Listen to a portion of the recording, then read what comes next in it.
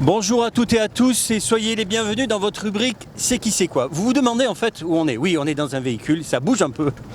En fait, nous sommes aujourd'hui à Lambesc dans un véhicule de patrouille des forestiers sapeurs.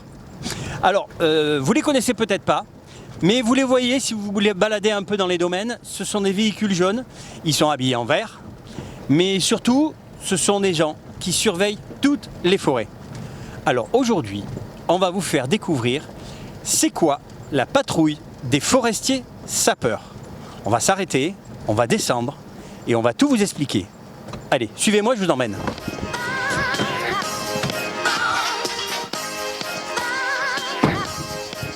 Et pour répondre à la question, je suis avec Mourad Boukebal, qui est chef de groupe à l'unité des forestiers sapeurs de Lambesc. Bonjour Mourad. Bonjour. Alors, une patrouille des forestiers sapeurs, c'est quoi ? Alors, un VSI, un véhicule spécialisé d'intervention, c'est une patrouille composée de 2 hommes, qui est armée de 11h à 19h, et en fait qui est équipée de 600 à 700 litres d'eau pour intervenir sur les feux naissants. Notre efficacité dans ce dispositif préventif, c'est justement de pouvoir intervenir très vite sur un départ de feu.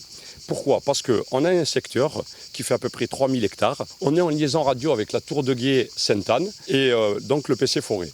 À partir du moment où une fumée est annoncée dans ce secteur, dans notre secteur de compétences, on va la suivre en direct. On va mettre entre 5 et 7 minutes pour arriver sur cette fumée suspecte, ce départ de feu, et on va donc intervenir rapidement. 90% des départs de feu sont éteints par ces patrouilles forestières. 90% ? 90% des départs de feu sont éteints par ces patrouilles forestières. Pourquoi ? Parce qu'on est déjà sur le terrain, on a un îlot qui fait 3000 hectares, et de ce fait, on est très efficace puisque à partir du moment où une fumée est annoncée, on la suit en direct et on prend intervention. On n'attend pas d'ordre. Nous, l'avantage qu'on a, c'est qu'on connaît très bien le secteur puisqu'on y travaille toute l'année dans la forêt. Et c'est ce qui fait notre rapidité. Alors, pardon, on parlait de rapidité, mais quel est le délai d'intervention avant qu'un feu ne s'embrase réellement ?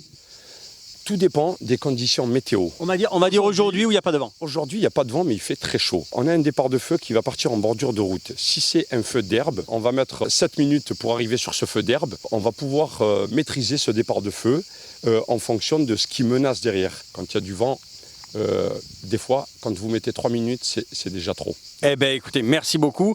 Voilà, ces hommes-là, ils sont essentiels à nos forêts. Ces hommes-là sont essentiels à nos forêts parce qu'ils interviennent directement. On ne les connaît pas forcément parce que grâce à eux, les grands incendies, on arrive à les endiguer, on arrive à les éteindre avant qu'ils ne deviennent des grands incendies. Mais tous les jours, ils éteignent beaucoup de départs de feu qui sont souvent donnés soit par des actions de malveillance, malheureusement, mais parfois aussi par des actions d'imprudence. Par exemple, sachez que dans ce milieu-là, on ne peut pas jeter sa cigarette. Ça paraît sous le bon sens, mais parfois on ne le fait pas. On ne peut pas faire de barbecue.